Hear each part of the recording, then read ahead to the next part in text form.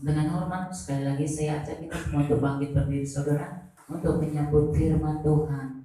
Bagi Tuhan tak ada yang mustahil.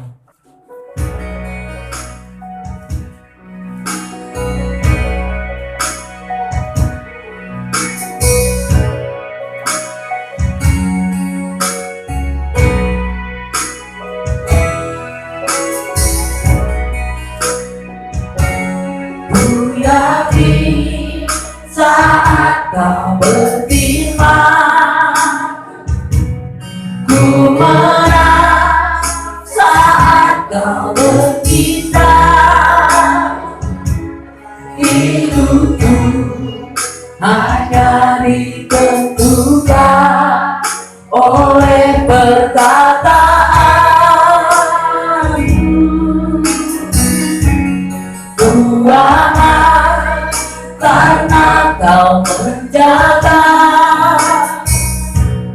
ku kuat karena kau menopang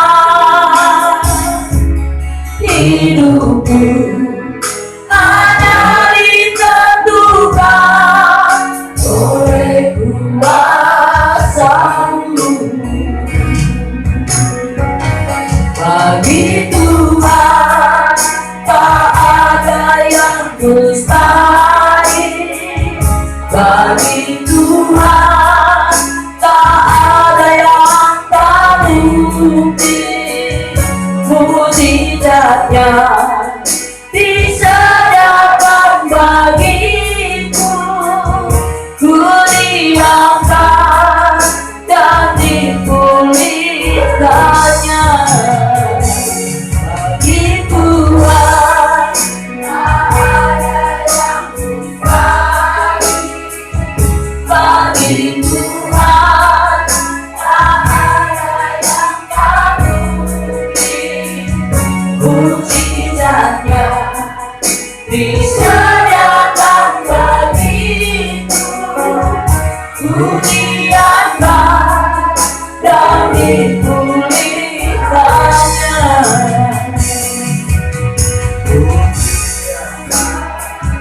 Dan dipulihkannya. Bapa, kami bersyukur Bapa dalam persekutuan kepada kami bersatukan oleh kuasa nama Tuhan Yesus Kristus. Kami bersyukur pagi hari ini kami ada sebagaimana kami ada, semua hanya karena anugerah yang melimpah-limpah daripada Tuhan. Kami datang dengan segala kerinduan, kami datang dengan segala harapan, kami datang dalam segala kerendahan hati, kami datang kepada-Mu Tuhan. Ini kami membawa setiap beban masalah pergumulan-pergumulan. Engkau Bapa yang sangat baik, mendengar dari surga, memperhatikan kami, menolong kami, dan bertindak untuk membela kami. Terima kasih Bapa, sebab agung rahasia ibadah kami, sebab ibadah itu berguna dalam segala hal, sebab ibadah itu mengandung janji, baik untuk hidup ini maupun untuk hidup yang akan datang. Sehingga janji-janji Tuhan itu menjadi milik kami sebagai ahli waris daripada janji-janji Tuhan. Terima kasih Bapa, berfirman-Lah. Hati kami siap, jiwa kami rindu, jiwa kami haus, roh kami mau diberkati dengan firman Tuhan. Berfirman-Lah Tuhan, kami sudah siap. Haleluya. Kita katakan amin. Silakan duduk Bapak Ibu. Shalom bagi kita. Shalom. Shalom. Shalom. Tuhan sangat baik. Amin. Selamat datang Bibi dari Jakarta. Sudah melewati masa karantina mandiri. Tuhan berkati, sehat-sehat, sejahtera, dan tetap kuat dalam Tuhan. Selamat datang, selamat beribadah bagi kita semuanya.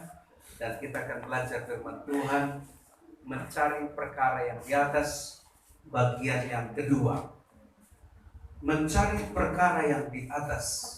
bagian yang kedua Bapak Ibu sekalian, ada sesuatu yang harus kita perhatikan. Perkara yang dimaksud di sini bukan cari-cari soal. Perkara yang dimaksud di sini bukan cari-cari masalah. Perkara yang dimaksud di sini bukan mencari-cari kekurangan. Tetapi perkara yang dimaksudkan di sini adalah mencari hal-hal yang rohani. Mencari hal-hal yang berkaitan dengan surga. Coba klik. Kita akan belajar Bapak Ibu sekalian. Kita baca kembali kitab Kolose pasal 3 ayat 1 dan ayat 2. Kitab Kolose pasal, kalau kita baca dalam Alkitab terjemahan ayat yang terbuka, dia juga berkata, carilah hal-hal yang di atas, bukan perkara. Kemudian, kalau kita baca dalam bahasa Indonesia sehari-hari, dia juga berkata, carilah hal-hal yang di atas. Nggak dituliskan perkara. Tetapi dua terjemahan Indonesia, terjemahan lama dan terjemahan baru, dia berkata, carilah perkara yang di atas. Haleluya. Tetapi yang sangat-sangat dimaksudkan di situ adalah mencari hal-hal yang di atas, di mana Yesus Kristus duduk di sebelah kanan Allah Bapa. Amin. Bisa paham ya? Jadi definisi daripada perkara yang dimaksud adalah hal-hal. Sebab kalau kita berbicara tentang perkara itu, dalam bahasa Indonesia banyak sekali pengertian. Cari perkara bisa berbicara tentang cari gara-gara, cari masalah, cari kesusahan, begitu kira-kira. Tetapi yang dimaksud bukan seperti itu. Mari kita cari hal-hal yang di atas. Kita baca dalam Alkitab. Karena itu, kalau kamu dibangkitkan bersama-sama dengan Kristus, carilah perkara yang di atas, di mana Kristus ada, duduk di sebelah kanan Allah. Pikirkan perkara yang di atas, bukan yang di bumi. Itu dalam terjemahan baru. Bapak Ibu Saudara-saudara, kita akan belajar terus bagaimana yang dimaksud tentang perkara yang di atas. Dalam bahasa Indonesia sehari-hari, kita baca bersama, kalian sudah dihidupkan kembali bersama-sama dengan Kristus. Sebab itu, haruslah kalian berusaha untuk mendapatkan hal-hal yang di surga. Amin. Di mana Kristus memerintah bersama dengan Allah. Jadi di sini dikatakan hal-hal yang di surga. Ada ayat? Ada. Oke. Baik, kita perhatikan Bapak Ibu sekalian. Hal-hal yang di surga. Amin. Kira-kira kalau kita bisa sadar seperti ini, berapa tahun umur kita di bumi? 3 tahun kita ngelobos dunia ini. Alkitab catat 70, 80, 120 tahun. Amin. Bandingkan dengan hidup yang kekal. Kira-kira berapa menit kita hidup di bumi ini? Sementara di sorga 1 hari, di bumi 1000 tahun. Haleluya.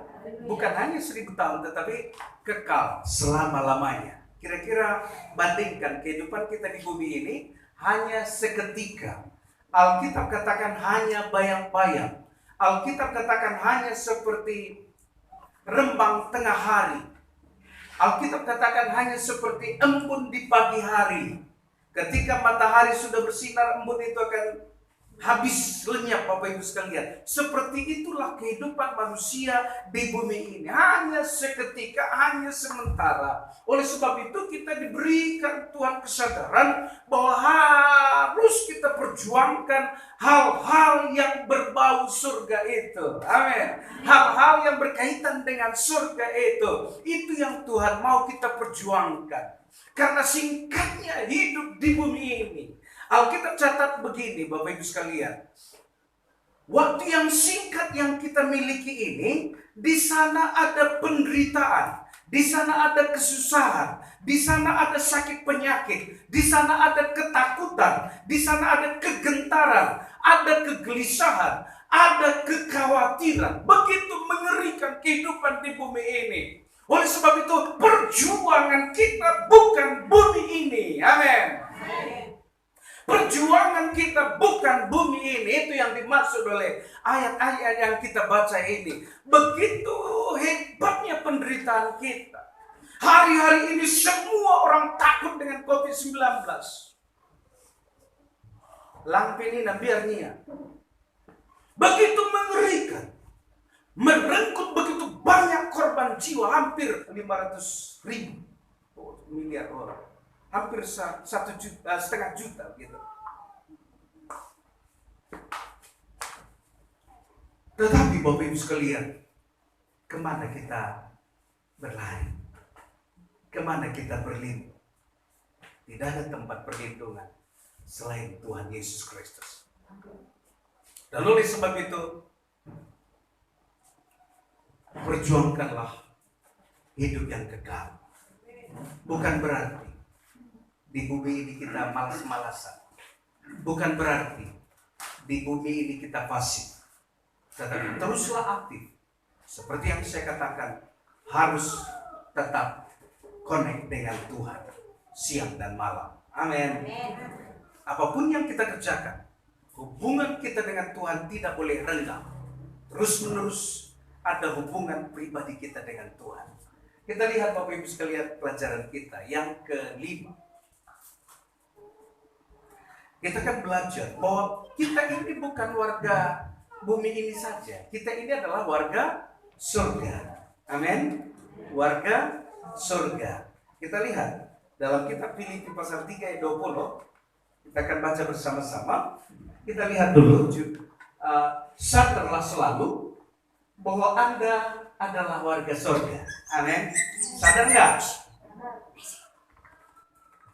Sadarlah selalu bahwa Anda itu warga surga. Di bumi ini sementara, tetapi keluargaan kita ada di dalam surga. Dunia ini tempat untuk persiapan masuk surga. Amin. Ini hanya tempat persiapan Bapak Ibu sekalian. Ada orang gak bisa persiapkan dirinya untuk masuk surga. Ada orang gak bisa masuk surga. Tetapi Bapak Ibu sudah terpilih, terpanggil untuk menjadi warga surga. Amin.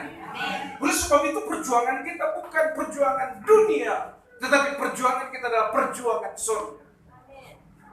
Hari bagi gua, ulangnya kita makanlah dengan kenyang.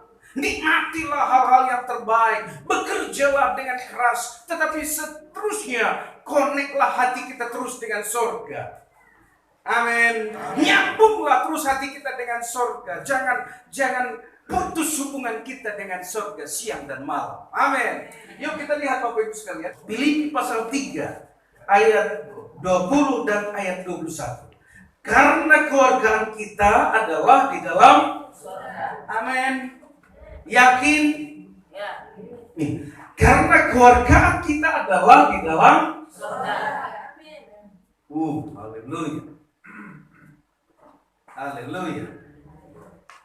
Dan dari situ juga kita akan menantikan Tuhan Yesus Kristus sebagai juru selamat. Karena Tuhan sedang ada di surga, nanti datang Dia untuk memberikan surga itu kepada kita. Sebab kita adalah warga surga. Ayat 21 yang akan mengubah tubuh kita yang hina ini. Tubuh yang hina ini. Uga pebandu perawatan na tubuh dua hina ngia. Haleluya. Laku berarti lakarawat lu, lakari diri bau. Kan gitu, Bapak Ibu sekalian. Bagaimanapun kita merawat tubuh kita ini, tubuh kita tetap hina. Tetapi jangan pernah tidak merawat tubuh ini. Karena walaupun dia hina, tubuhmu adalah bait Roh Kudus. Ulah kerelane katidur suri, hina ngenda ngomenggo, la katidur ini. Karena hina ngenda ngomenggo, la katidur Rebeda, kampernanden, hina ngendang gomenggonin. Bukan seperti itu Bapak Ibu sekalian. Artinya tubuh kita ini kita harus sadar bahwa tubuh kita ini hina selagi belum diubahkan menjadi tubuh yang dimuliakan. Bapak Ibu, tubuh kita tetap tubuh yang hina. Sehingga nanti mengubah tubuh kita menjadi serupa dengan tubuh Yesus. Amin. Tubuh siapa? Tubuh Yesus. Tubuh Yesus secara lahiriah 100% manusia. Dan itu sebabnya waktu disalibkan dia itu mati 100%. Adalah yang bilang pingsannya dia 3 hari. Kenapa pingsan pula? Bapak Ibu sekalian, bodoh-bodoh orang yang mengatakan seperti itu. Enggak matinya dia, pingsan dia katanya pula. Mati. Alkitab jelas katakan mati. Tetapi yang pertama bangkit dari kematian manusia adalah Yesus Kristus. Setelah kebangkitan tubuhnya itu, tubuhnya sudah tubuh yang dipermuliakan. Andai kata dia pingsan, maka dia akan menderita sampai mati. Dalam tubuhnya itu ada penyakit yang namanya titanus. Karena paku yang digunakan oleh tentara Romawi itu tadi adalah paku yang sudah berulang-ulang digunakan dan betul-betul mengandung tetanus yang begitu mengerikan. Adakah Alkitab katakan Yesus pingsan kemudian dia setelah pingsannya dia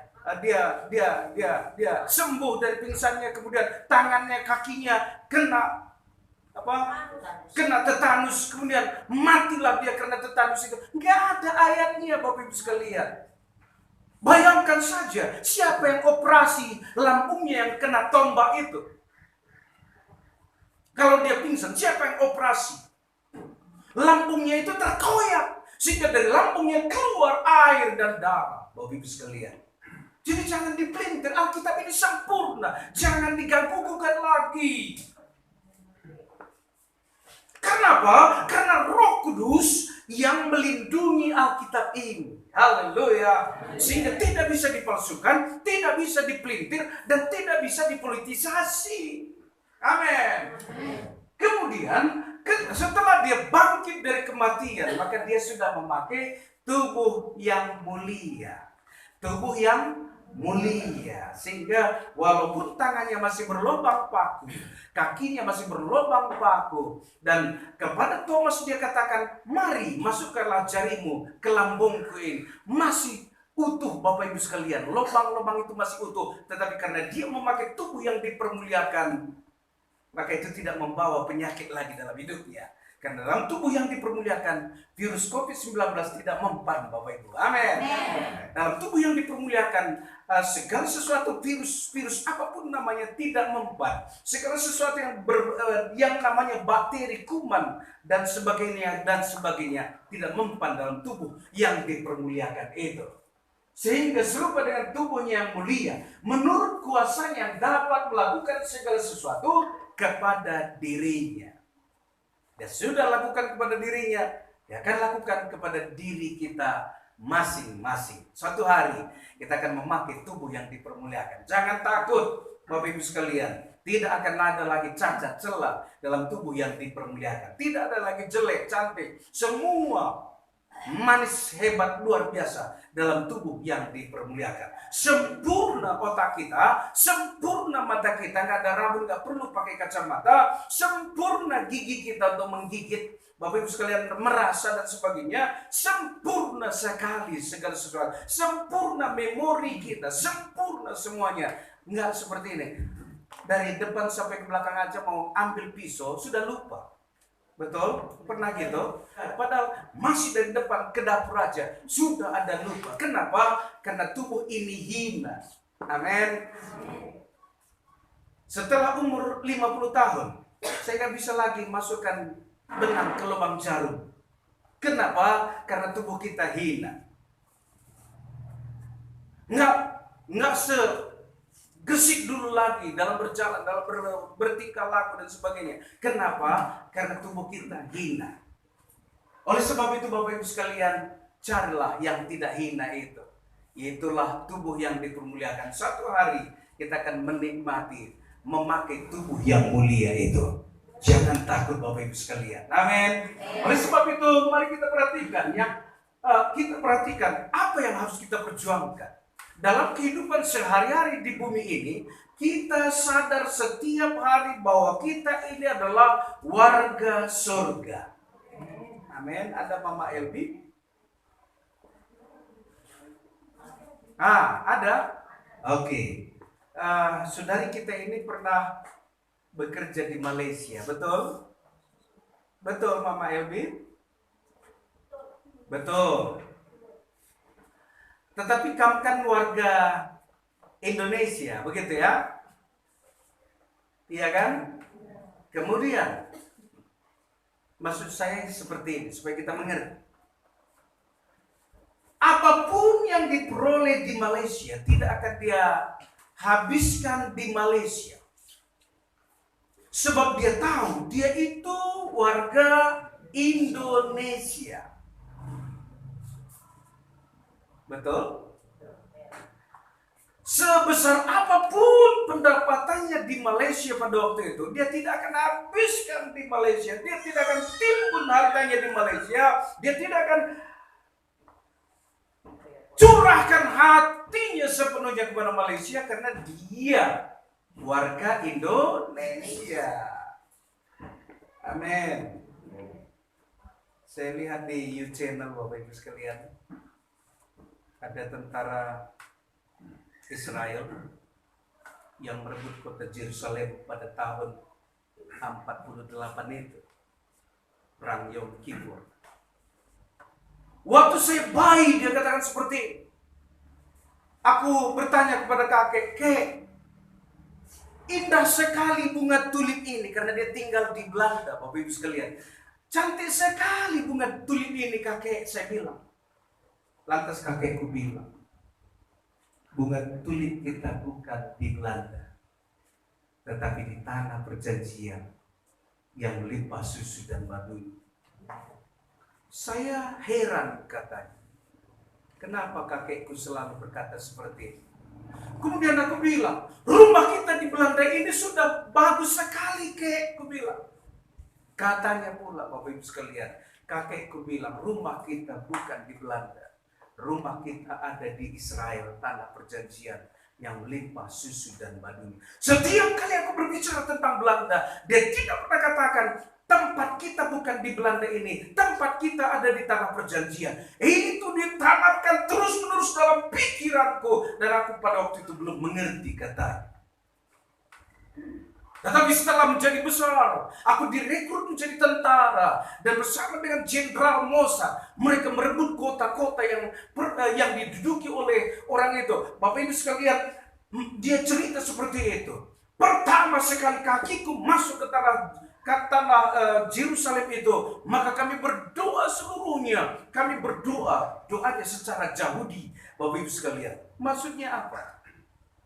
Dia katakan seperti ini. Ternyata orang Israel dimanapun dia pada waktu itu, kakeknya atau orang tuanya katakan, tanah kita bukan di sini, ada di sana. Rumah kita bukan di sini, tapi ada di sana. Harta kita bukan di sini, tapi ada di sana. Bunga kita bukan di sini, tapi ada di sana. Bisnis kita bukan di sini, tapi ada di sana. Haleluya. Paham Bapak Ibu, sudah mengerti? Rumah kita di mana? Amin. Oleh sebab itu, carilah perkara-perkara surgawi itu. Amin. Karena rumah kita ada di surga. Bunga kita ada di sana? Adakah bunga di sana? Alkitab katakan sangat indah taman itu. Kalau taman pasti ada bunganya, Bapak Ibu sekalian. Haleluya. Harta kita ada di mana? Halo, harta kita ada di mana? Kalau pelit-pelit memberi kepada Tuhan, hartanya tetap ada di bumi ini. Sebab di mana hartamu, di situ hatimu berada. Amin. Haleluya. Aku percaya anggota GJI nggak ada lagi yang pelit. Semua sudah diberkati oleh Tuhan. Amin. mereka tahu memberi, mereka tahu menolong, mereka tahu membantu. Pada waktu Bapak Ibu berikan secangkir air putih kepada orang yang sangat haus, Anda sedang menyimpan satu harta yang kekal abadi di sorga. Upahmu tidak kehilangan. Alkitab katakan, upahmu ada di sorga. Amin, Bapak Ibu sekalian. Ketika Bapak Ibu memberi orang lapar sekali dengan makan minum, maka upahmu ada di sorga, kata firman Tuhan. Ketika Bapak Ibu memperhatikan pembangunan rumah Tuhan yang masih lolo ini, bahwa upahmu ada di sorga, kata firman Tuhan. Engkau sedang membangun satu rumah di sorga, rumah yang kekal dan abadi. Haleluya. Bapak Ibu sekalian, oleh sebab itu, mari kita perhatikan, harta kita bukan di sini. Amin. Oh, kami bantukan rumah untuk pendeta, kami diam selinari. Harta kita bukan di sini. Lakapi rumahku, pandangin duka.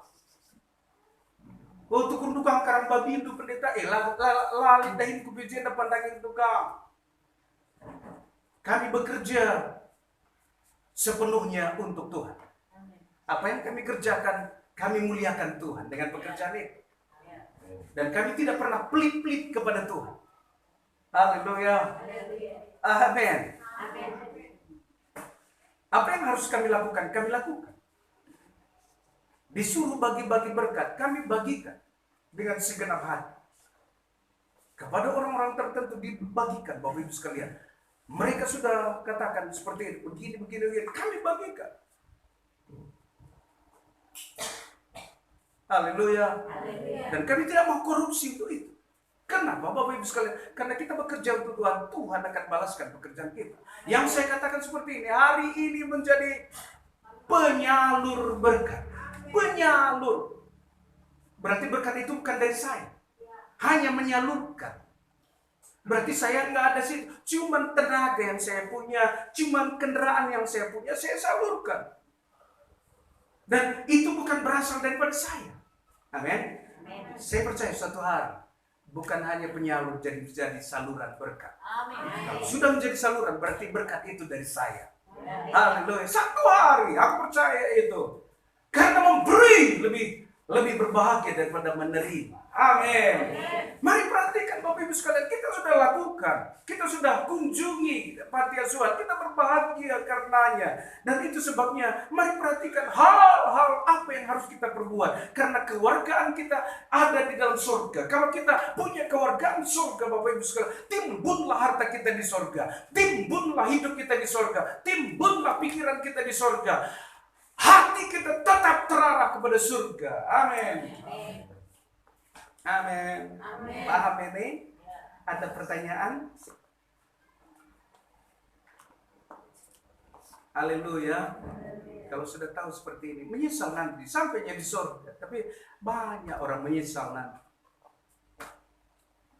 Kalau aku tahu seperti dulu, nggak pelitlah aku di bumi katanya. Nggak pelit kali kok. Seorang pelit nggak bisa masuk surga juga. Sedang-sedang ya pelitnya.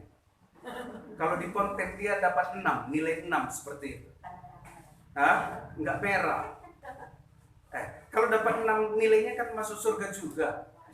Tetapi masuk surga, dia menyesal. Dia menyesal. Seperti Pak Dapat Surbakti katakan seperti ini. Menyesal aku katanya, memberi hanya 5 juta. Kalau aku beri 10 juta, kira-kira berapa aku terima daripada Tuhan katanya. Aku kasih 5 juta. 2 menit kemudian ada telepon. Sudah masuk bayar 10 juta saya ke rekening Bapak. Kalau tadi aku kasih 10 juta, kira-kira berapa masuk ke rekeningku katanya. Di bumi ini aja ada orang menyesal memberi. Apalagi nanti di surga. Masuk surga ngekal. Tapi jangan ingat betul orang suki-sukian nih. Dan di surga itu kekal. Di sana nggak bisa lagi kamu cari uang untuk bangun fondasi rumah itu. Karena itu dari sinilah kita menimbun harta kita di surga. Sebab di surga tidak ada ngengat, tidak ada karat. Kalau di bumi ini ada karat. Amin. Di bumi ini bukan hanya ngengat, tetapi ada belalang pelahap. Kamu simpan uang itu di suatu tempat. Ada orang nggak bertobat, diambilnya. Pernah gitu? Diambilnya. Itu namanya belalang pelahap.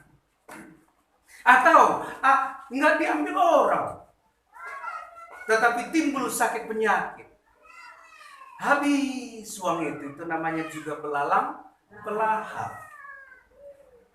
Belalang pelahap itu artinya pengeluaran yang lartinutu, nggak ada tujuan, pengeluaran yang sia-sia, pengeluaran yang nggak ada faedahnya. Seperti itu Bapak Ibu sekalian. Karena di Indonesia belalang pelahap jarang terjadi.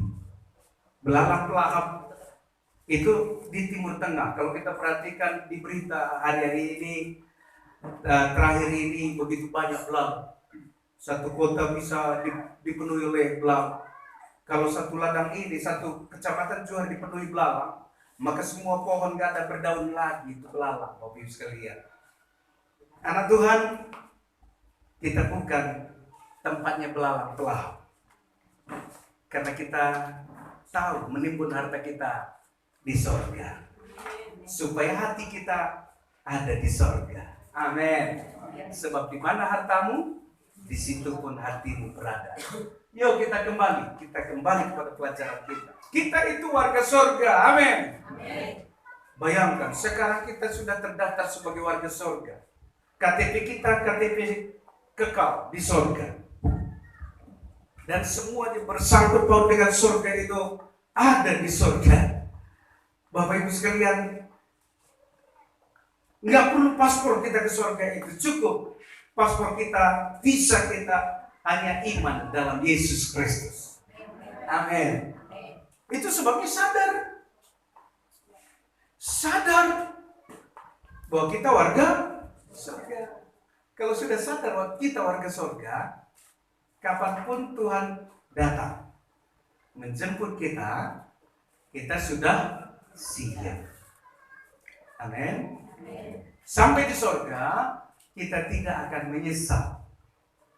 Karena kita sudah timbun harta kita di sorga. Dengan cara bagaimana? Dengan cara membantu orang lain yang sangat butuhkan bantuan itu. Dengan cara bagaimana? Dengan cara kita memberi untuk Tuhan. Dengan cara bagaimana? Dengan cara kita perhatikan pembangunan rumah Tuhan. Dengan cara bagaimana? Dengan cara mempedulikan sesama manusia. Sebab sekecil apapun yang kau lakukan kepada hamba yang paling hina ini, engkau akan mendapat upahmu di sorga. Itu kata firman Tuhan. Kita lanjutkan. Yang keenam, dikatakan firman Tuhan.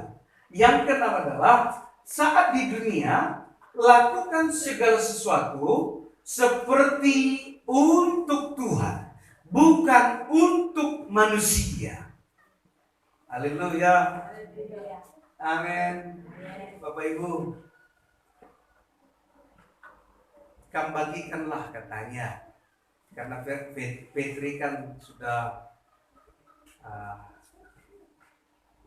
ikut dalam kegiatan-kegiatan Super Bowl. Mobil kita itu kan kecil. Nah, sebelah kali motor dua ini. Kita coba. Penuh mobil. Bagian belakang. Udah bersuara nih. Kerkek. Gak apa-apa. Benda ini. Haleluya. Kami bawa Bapak Ibu sekalian ke desa ini, ke desa ini. Saya sangat bangga bisa membagi, walaupun bukan dari saya. Karena saya tahu saya lakukan untuk Tuhan. Bapak Ibu tahu, sekali lagi kami katakan, satu telur pun gak ada untuk kami kok. Gak ada. Gak ada. Tapi saya bangga sekali bisa membagikan. Menjadi penyalur itu tadi. Sangat-sangat bangga seperti itu. Haleluya. Itu Bapak Ibu sekalian. Nah, di pertewas kita, kayak dulu kita, bukan begitu. Lakukan segala sesuatu seperti untuk Tuhan, bukan untuk manusia. Kita lihat dalam kitab Kolose pasal 3 ayat 17 dan ayat 23. Kita baca bersama-sama. Dan segala sesuatu yang kamu lakukan dengan perkataan atau perbuatan, lakukanlah semuanya itu dalam nama Tuhan Yesus, sambil mengucap syukur oleh Dia kepada Allah Bapa kita. Yuk, perhatikan. Waktu kami ngerana-ngerana, pernah hadirkan Tuhan waktu kami bercakap-cakap. Adilang, bantu garis bawah nih. Gua mau benci kurang dahulu. Bagi ka bapak siadudai, bagi ka nanti siadudai, bagi ka siadudai, bagi lah bacilang, adilah hadirkan Tuhan. Keri anak juara cukurakan dong pendeta tuh.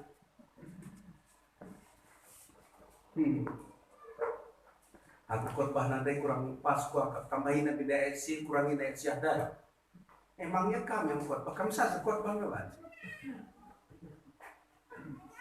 Kan saya punya persiapan untuk khotbah ini 1 minggu, 7 hari, 1 minggu, 1 bulan 30 hari. Saya persiapan, setiap hari ada persiapan saya. Saya lihat sesuatu bisa itu masuk menjadi inspirasi bagi saya. Saya baca sesuatu itu bisa menjadi inspirasi bagi saya. Dan saya bukan hanya belajar tentang teologi, saya belajar tentang hukum. Itu sebabnya ada orang konsultasi tentang hukum dengan saya. Akhirnya dia tahu Bapak Ibu sekalian, kalau begini harus begini, nanti kapan jadi ngeri kami ini. Bapak Ibu sekalian, kalau saya tidak tahu tentang itu, bagaimana saya ceritakan kepada dia? Nah, saran-saran saya kepada orang-orang berbisnis, saya berikan saran-saran yang bagus dan mereka bersuka cita karena saya belajar ilmu manajemen. Saya belajar ilmu akuntansi. Saya belajar sosiologi, antropologi. Supaya pemikiran saya tidak sempit, tetapi makin luas. Amin, Bapak Ibu sekalian. Karena Alkitab ini luas. Alkitab ini luas. Satu ayat kita baca 100 kali, makin luas pendalaman pengertian bagi kita. Roh Kudus akan terus mengingatkan kita. Kita baca manajemen, maka Roh Kudus akan mengingatkan kita, ayat ini berhubungan dengan manajemen. Ayat ini berhubungan dengan dinosaurus. Ayat ini berhubungan dengan hidup kekal dan sebagainya. Dan sebagainya, Bapak Ibu sekalian. Supaya jangan pincang cara berpikir kita harus berpikir luas. Untuk itu harus belajar cara luas. Amin, Bapak Ibu. Itu sebabnya dikatakan segala sesuatu yang kamu lakukan dengan perkataan, hadirkan Yesus dalam perkataanmu. Amin. Supaya jangan asal bunyi, supaya perkataan yang keluar dari mulut kita berkelas, supaya perkataan yang keluar dari mulut kita itu bermakna dan orang ingat perkataan kita. Dan suatu hari perkataan kita itu membangun dia ketika dia lemah. Oh, perkataan Sianu membuat hati saya berkobar-kobar kembali sehingga tidak sempat saya jatuh, dia katakan. Itu perkataan yang berkelas. Kalau perkataan yang tidak berkelas, Alkitab katakan seperti ini. Setiap kata sia-sia yang diucapkan orang harus dipertanggungjawabkan pada hari penghakiman. Sadarlah dan berjaga-jagalah dengan perkataan kita. Tua-tua kita dulu juga berkata seperti ini. Sik-sik lebih makan tindas nakku. Matius 12 ayat 36. Sik-sik lebih maka tidak. Artinya, ulah sebelaskan cakape. Sebab asal mau kerja si belaskan bapak nanti perang saya kalah punana. Lalu terpumadi. Do you understand? Haleluya. Yes. Amin. Bapak Ibu sekalian, perkataan kita itu berharga. Perkataan itu berkuasa. Ketika kita katakan aku diberkati, maka materai Tuhan itu mengatakan engkau betul diberkati. Kalau perkataan kita, perkataan murahan dan rendahan, Bapak Ibu sekalian, maka setan yang membateraikan. Tetapi aku berkata kepadamu, setiap kata sia-sia yang diucapkan orang harus dipertanggungjawabkannya pada hari. Jadi jangan asal bunyilah. Ngomong dengan benarlah. Anak-anak, jangan suka bohong ya. Bohong itu perkataan sia-sia harus dipertanggungjawabkan pada hari. Sekali dari kasih aku 2.000 padahal gak ada 1.000, bukan 1.000. Bohong. Bohong itu dosa. Bisa demat sensi jedadai. Labu aku padahal kamu. Pernah gitu? Kalau pernah bertobat. Mungkin makan sekolah, sekali ada libur kini. Makin besar Bapak Ibu sekalian. Kirimkan nanti uang kuliahku, uang kosku, uang makanku, uang edaku, segala macam.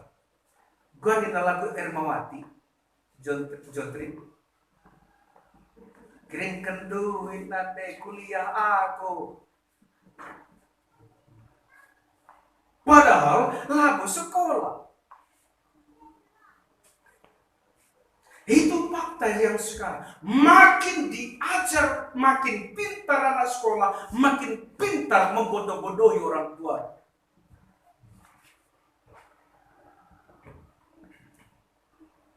Haleluya. Kamu sekolah, lu tende. Maka kamu sekolahkan labuk-labuk bohongin orang tua kan? Makin pintar, makin rendah hatilah. Makin hormatlah kepada orang tua. Kris panas ne tandukine. 3 liter sadawari kris na panase untuk uang kuliah doi, uang sekolah doi anakku. Harus makin hormat kaman banda, lah makin gombang itu iya. Kamu sekolah lo angkat kerine ini juga. Justru kelaulah ya bagi aku itu orang tua, betul? Oleh sebab itu jangan pernah nokoh kepada orang tua ya. Makin pintar, makin rendah hati, makin hormat kepada orang tua, makin sayang kepada orang tua. Uga kamu perjuangan orang tua kerina ya. Nanai ternawari terang sungsung. Lanai jaga na gengsinya, betul? Lanai jaga na gengsinya. Iya perlu keluar kuliah deh. Reh na gujo, sungsung. Ngerikan hati nani. Lanai ternamela. Tetapi kamu anak kami dosa kamu pintar, makin pintar pula membohongi orang tua, makin pintar pula nokoh pada orang tua, makin pintar pula merendahkan orang tua. Jangan begitu ya. Amin anak Tuhan. Amin. Lain tanda tumbuh sungsung, betul itu Bapak Ibu sekalian. Lain gengsi nana itu anak sekolah di negeri, perjuangan anak sekolah di negeri. Begitu. Jadi perkataan kita harus membangun. Amin. Setiap perkataan kita harus membangun. Kolose pasal 3 ayat 23. Apapun juga yang kamu perbuat, perbuatlah dengan segenap hatimu seperti untuk Tuhan dan bukan untuk manusia. Mari belajar. Apapun yang kita perbuat, apapun yang kita lakukan, lakukan semua seperti untuk Tuhan dan bukan untuk manusia. Kalau kepala desa katakan gotong royong, kita gotong royong untuk Tuhan, bukan untuk kepala desa. Amin. Kalau pendeta katakan kita gotong royong bangun gereja, kita lakukan untuk Tuhan, bukan untuk pendeta. Tetapi kalau kamu merasa kamu lakukan itu seperti untuk manusia, kamu akan dapatkan balasan dari manusia. Dan sampai kapanpun tidak ada balasan dari manusia. Tetapi kalau kita lakukan seperti untuk Tuhan, ingat Bapak Ibu sekalian, lane bacilang dan dupahmi. Lane bacilang, Tuhan tidak mau berutang kepada siapapun. Dan Dia akan balaskan apapun pekerjaan yang kita lakukan seperti untuk Tuhan itu. Dan kita akan berbahagia karena amin anak Tuhan. Dalam perkataan kita dalam nama Yesus. Amin. dalam perbuatan-perbuatan kita lakukan untuk Tuhan Yesus. Haleluya. Kalau sudah seperti itu, enak kali hidup kita, Bapak Ibu sekalian. Kita bekerja untuk Tuhan, kita berbuat untuk Tuhan, kita nyapu untuk Tuhan. Saya sapu jalan raya sana, saya sapu itu untuk Tuhan, karena saya nggak enak lihat sampah di depan itu, Bapak Ibu sekalian. Kadang Bapak Ibu apa terjadi di sana juga saya sapu, ada lagi ayam dia sontari kembali, gitu. Nggak apa-apa, tapi saya lakukan untuk Tuhan. Saya bakar. Ada lagi yang ikut membakar. Sekarang karena nggak ada kesempatan, karena selama ini hujan, nggak saya bakar itu. Kira-kira seperti itu. Saya lakukan untuk Tuhan, saya berbahagia karena saya lakukan untuk Tuhan. Saya perbuat untuk Tuhan, saya lakukan untuk Tuhan. Dan betul-betul Bapak Ibu sekalian, kita bisa nikmati berkat-berkat Tuhan itu. Oleh sebab itu, mari sebagai anak Tuhan, kita lakukan segala sesuatu seperti untuk Tuhan dan bukan untuk manusia. Kalau kita lakukan seperti itu, maka apapun yang kita kerjakan, bersemangat kita mengerjakannya. Kita perbuat, semangat kita membuatnya, Bapak Ibu sekalian. Apapun juga yang kamu perbuatlah dengan segenap hatimu seperti untuk Tuhan dan bukan untuk manusia. Yang ke-7, jadilah berkat. Amin. Jadilah berkat. Selagi kita kuat hidup ini, jadilah berkat. Kita perhatikan Pengkhotbah pasal 12 ayat 1 sampai ayat 7. Kita perhatikan supaya kita tahu apa yang harus kita perbuat. Bapak Ibu sekalian, kalau kita terus-menerus mencari perkara-perkara surgawi, mencari hal-hal yang berkaitan dengan surga, berkaitan dengan kerohanian, maka kita hidup pasti berbahagia. Kita tahu bahwa kita hanya sementara hidup di bumi ini, yang paling lama nanti kita ada di surga. Di surga itu kekal sampai selama-lamanya. Di surga itu tidak ada lagi perubahan-perubahan. Di surga itu kita akan nikmati di mana Yesus ada, di situ kita ada di sana, dan di mana Dia ada, kita tetap berada di sana. Kenapa Bapak Ibu? Satu keyakinan yang kokoh harus terjadi dalam hati kita masing-masing, sebab kewargaan kita ada di dalam surga, bukan di bumi ini. Kita itu adalah warga surga. Kalau kita warga surga, otomatis hati kita ada di surga. Seperti yang saya katakan tadi, teman kita itu tadi, sekalipun dia di Malaysia, hatinya pasti ada di Indonesia. Ketika dia turun pada waktu itu di bandara apa yang dulu, Polonia, dia pasti sudah berbahagia sekali. Aku sudah tiba di kampungku, katanya.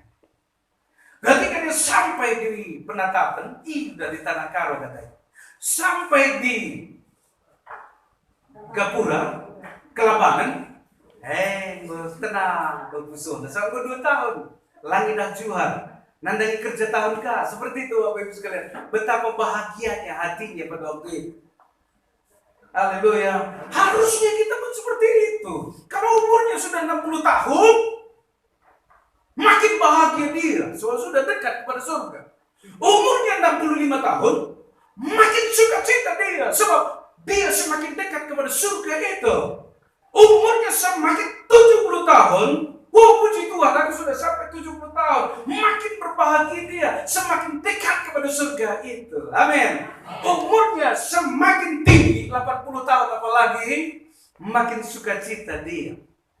Alkitab katakan, makin tua, makin matang buahnya, makin berlebat buahnya, makin berkualitas buahnya. Kenapa? Karena sukacitanya lebih daripada waktu usianya 12 tahun. Pada waktu usianya 12 tahun. Ketika usianya makin besar, makin luar biasa, maka dia makin sukacita, sebab dia sudah semakin dekat pulang ke alamat yang pasti itu. Apa alamatnya? Surga, jalan sukacita, gang damai sejahtera, dan kelurahan berkat melimpah. Haleluya. Makin dekat Bapak Ibu sekalian, makin sukacita dia. Kita lihat. Kita baca, ingatlah akan penciptamu pada masa mudamu. Orang muda, anak sekolah minggu, remaja, anak peranak, si muda-muda, perhatikan. Ingatlah akan penciptamu pada masa mudamu. Amin. Sebelum tiba hari-hari malam yang mendekat, tahun-tahun yang kau katakan, tidak ada kesenangan bagiku di dalamnya. Ada satu hari, gak ada lagi kesenangan.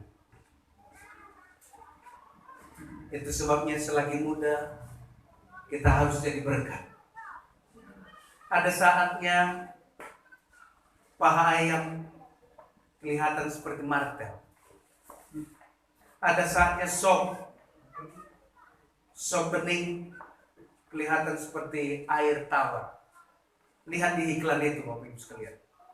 Ada saatnya kita tidak bisa menikmati hidup lagi. Cucu kasih rendang, nggak bisa ku gigit lagi, gigiku sudah habis. Dan lain-lain sebagainya. Kita lihat, sehingga tidak ada lagi kesenangan di dalamnya bagiku.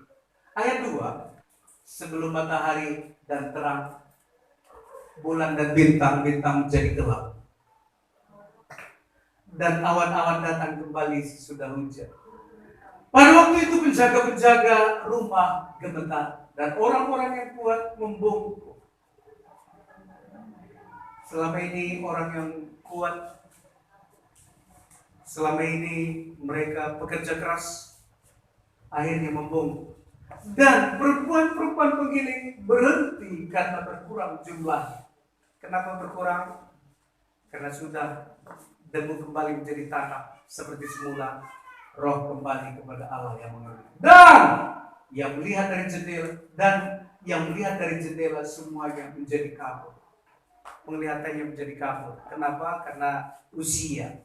Dan pintu-pintu di tepi jalan tertutup, dan bunyi penggilingan menjadi lemah, dan suara menjadi kicauan burung, dan semua penyanyi perempuan tunduk.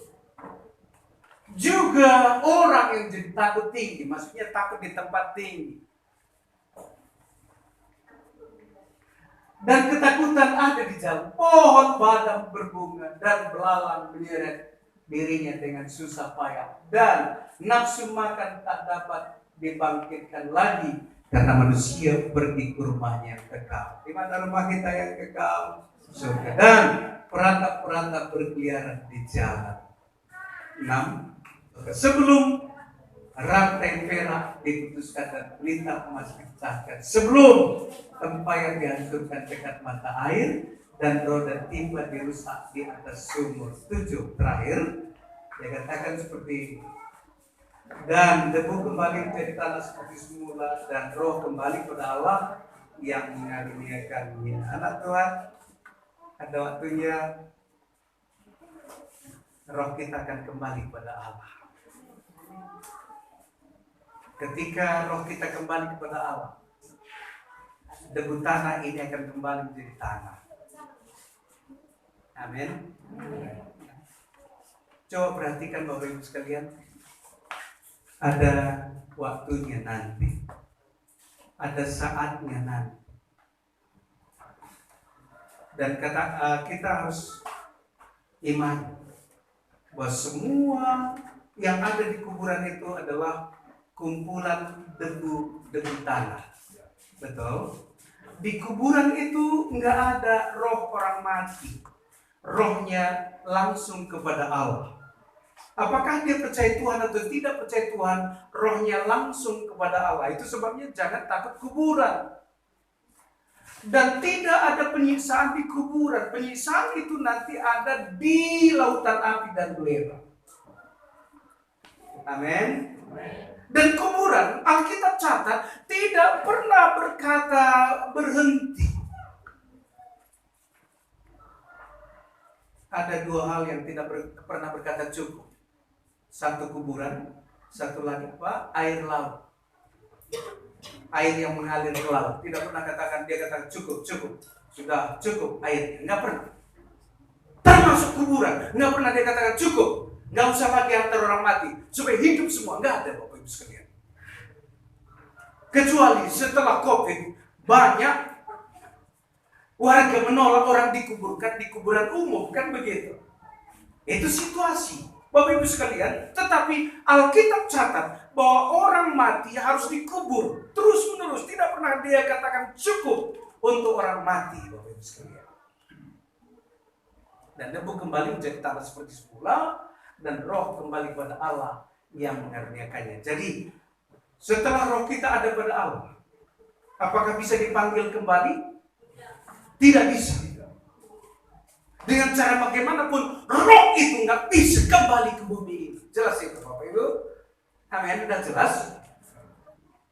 Setan yang menyabar bisa, tetapi roh orang mati nggak akan ada di bumi ini satu detik pun. Ketika dia hembuskan nafas terakhir, maka disitulah putus hubungannya dengan bumi ini. Nggak ada lagi hubungan antara orang mati dengan orang hidup. Amin. Dan itu sebabnya, Bapak Ibu sekalian, dan itulah sebabnya kita tidak takut dengan kuburan. Dan itulah sebabnya kita tidak berkomunikasi dengan roh orang mati. Karena roh orang mati gak ada lagi di bumi ini. Yang ketiga, itulah sebabnya orang Karo yang selama ini perumah tendi, sekarang gak bisa lagi perumah bego. Kenapa? Karena roh orang mati gak bisa dipanggil kembali. Dan itulah sebabnya yang keempat, Bapak Ibu sekalian, orang Kristen gak pernah berdoa untuk orang yang sudah mati.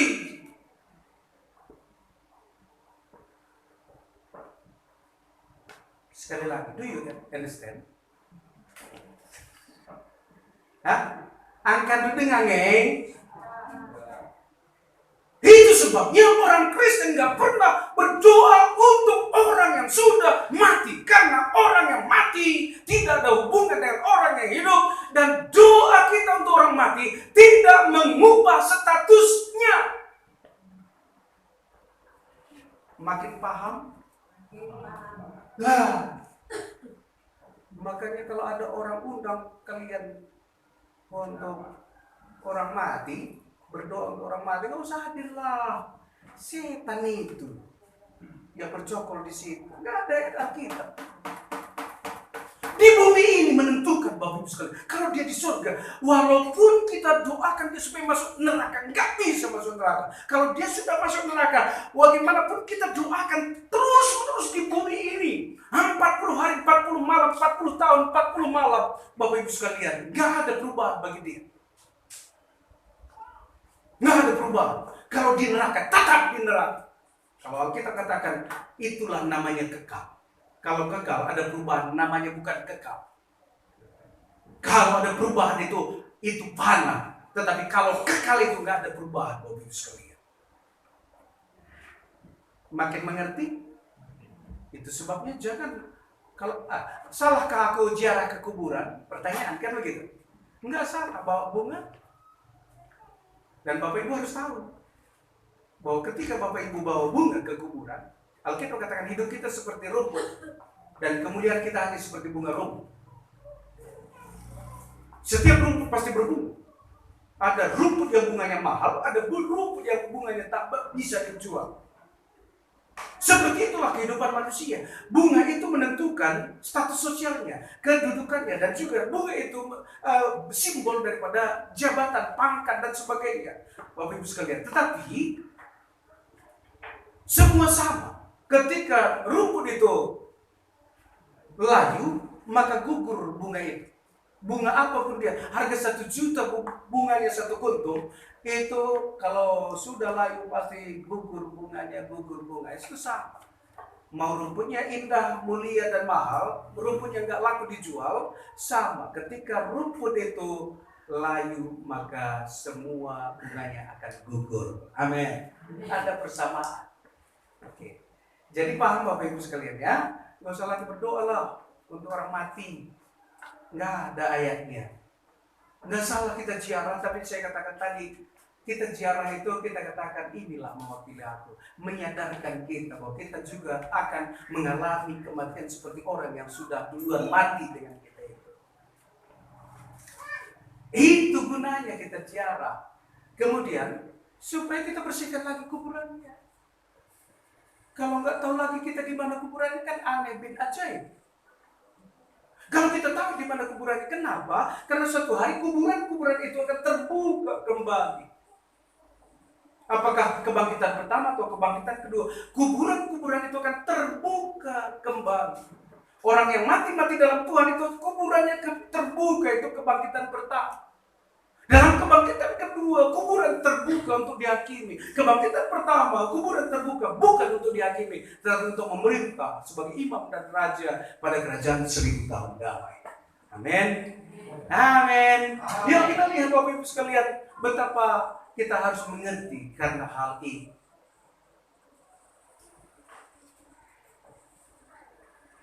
Kalau Anda dia katakan seperti ini, si manis jembatan Ancol itu pasti setan. Sebab kalaupun ada orang gedah-gedah atau tabrakan atau apapun namanya, Bapak Ibu sekalian, mati seketika, rohnya seketika itu juga kembali kepada Allah yang mengaruniakan. Rohnya tidak pernah di situ. Siapa yang di situ? Setan menyamar seperti itu, Bapak Ibu sekalian. Kalau digembor-gemborkan, dipercaya, apalagi difilmkan, maka dia tunjukkan selalu dirinya. Ini aku, si manis jembatan Ancol katanya. Padahal siapa yang menyamar itu? Setan menyamar.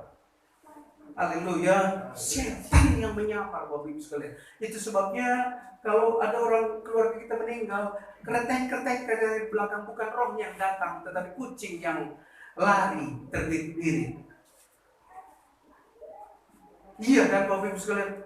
Kalau ada orang meninggal, dia kata, wah, semua banyak anjing menggonggong. Bukan orang meninggal itu yang digonggonginya, setan itu yang digonggongi. Mungkin dia bunyi bibu gajah banyak. Anjing itu kan ada perasaan, ada insting, ada jiwanya, Bapak Ibu sekalian. Jiwanya itu merasa ada hadirat setan di situ, maka mengaum mereka semua. Bisa, tetapi bukan roh orang mati itu yang ada di situ. Tetapi setan itu tak ada tempatnya lagi. Dia sedang cari tempat kemana-mana. Ada keluarga di negeri, dia lihat di negeri. Oh, udah anak Tuhan, udah dipakai oleh Tuhan, gak bisa lagi, gak bisa lagi sana, cari sana. Mereka kocar kacir, Bapak Ibu sekalian, nggak ada tempat lagi. Maka dilihatlah seperti kalau anak Tuhan sedang berenungan, kayak ayam, Bapak Ibu sekalian. Kalau ayam berenungan, cepat ditangkap oleh anjing, kucing, bisa langsung ditangkapnya kan begitu. Tapi kalau dia segar, nggak bisa ditangkap oleh kucing, nggak bisa ditangkap oleh anjing. Maka dilihat anak-anak Tuhan, dicari terus anak Tuhan, di mana tempatnya katanya. Ada anak Tuhan sedang berenungan. Kenapa berenungan, Bapak Ibu sekalian? Karena rohnya tidak diberkati. Karena tidak bisa menerima firman Tuhan lagi dengan segenap hati. Apabila roh kita sakit, sama dengan tubuh kita sakit. Ini enak manonda ini kan sakit, nggak enak kita rasakan. Nggak enak Bapak Ibu sekalian. Kalau roh kita pun sakit seperti itu. Walau enak firman Tuhan itu, tetapi roh kita sakit, roh kita akan menolak terus. Aku kan kata firman Tuhan ada. Wah ini siapa nanti siapa katanya. Izinkan saya berbicara Bapak Ibu sekalian. Setiap kata firman Tuhan itu berpedang bermata dua. Setiap kata firman Tuhan itu menghantam saya terlebih dahulu. Setelah itu menghantam saudara. Kemudian kalau Bapak Ibu tidak pernah merasa terhantam dengan firman Tuhan, berarti hatimu sedang berbatu-batu. Hatimu nggak lembut lagi, sudah kerasik. Karena nggak pernah dihantam oleh firman Tuhan. Tetapi ketika kau merasa dihantam oleh firman Tuhan, berbahagialah hidupmu karena ditegur oleh firman Tuhan. Amin. Amin. Karena proses firman Tuhan itu membuat mata kita mengeluarkan air mata yang sangat-sangat banyak dan ditampung dalam kirbat-kirbat Tuhan di sorga. Itu firman Tuhan Bapak Ibu sekalian. Aku jadi dulu dihantam. Setelah itu baru beritakan kepada Bapak Ibu sekalian. Karena seperti aku bilang tadi, 7 hari 1 minggu saya persiapkan khotbah. 30 hari 1 bulan saya persiapkan khotbah. Setiap hari saya persiapkan khotbah. Apa yang bisa saya persiapkan? Setiap hari Bapak Ibu sekalian. Amin. Itu sebabnya dihantam terus. Ya. Hidupku ini diperbaiki Bapak Ibu sekalian. Setelah itu baru diperbaiki hati Bapak Ibu sekalian, hidup Bapak Ibu sekalian. Amin. Kalau aku ragu tentang keselamatanku, gak akan pernah aku khotbah tentang keselamatan. Kalau aku ragu tentang aku warga surga, aku gak berani khotbah bahwa kita semua adalah warga surga. Kalau aku jahat, tidak akan pernah aku khotbahkan jangan jahat kepada Bapak Ibu sekalian. Oleh sebab itu, aku dulu angkat dulu, aku lebih hantam pedang bermata dua dai. Jika sekan manbadu, kape hantam dan puji Tuhan ada hantam dan adilah naik bapak be, adi istilah kalakalan yang meger be, kata di bate bas kusodo, hati-hati kamu. Berarti kamu sedang mengalami satu penyakit. Penyakit itu namanya penyakit rohani. Kalau roh itu sakit, izinkan roh yang menyembuhkan. Izinkan roh yang menyembuhkan. Kalau jiwa kita sakit, bisa ilmu jiwa bisa menyembuhkan. Tetapi kalau roh yang sakit, hanya Roh Kudus yang bisa menyembuhkan. Kalau tubuh kita sakit, bisa dokter yang sembuhkan. Dokter dia bisa sembuhkan tubuh kita. Tetapi kalau roh yang sakit, hanya Roh Kudus yang bisa menyembuhkan roh kita. Adilah mereka mentabuk firman Tuhan, berarti roh itu sangat sakit. Adi roh itu sakit, mari obati. Minta Roh Kudus perbaiki roh kita kembali. Mari kembalilah kepada kasih mula-mula. Itu penyembuhan rohani. Kembali kepada kasih mula-mula sama dengan penyembuhan rohani. Sebab itu perlu kembali kepada kasih mula-mula. Itu cuma obat roh kita. Kembali kepada kasih mula-mula, Roh Kudus akan mengobati setiap sakit penyakit dalam roh kita. Itu firman Tuhan hari ini. Tuhan memberkati. Mari Bapak Ibu sekalian, pikirkan terus hal-hal yang ada di surga, di mana Kristus Yesus duduk di sebelah kanan Allah Bapa.